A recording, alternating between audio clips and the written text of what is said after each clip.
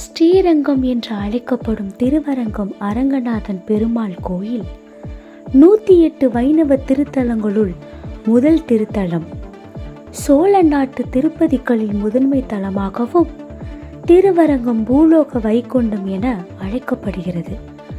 காவேரி மற்றும் கொள்ளிடம் ஆறுகளால் சூழப்பட்ட தீவில் சிறப்புமிக்க வைணவ திருத்தலங்களுள் முதன்மையான மிக பெரிய அரங்கநாதன் பெருமாள் கோயிலின் 7 சுற்று மதில்களுக்குள் அமைந்துள்ளதுமான ஸ்ரீரங்கம் என்னும் ஊர் 600 ஏக்கர் பரப்பளவு கொண்ட ஒரு தீவு நகரம். இச்சுற்று மதில்களில் வாயிலாக 21 கோபுரங்கள் அமைக்கப்பட்டுள்ளன.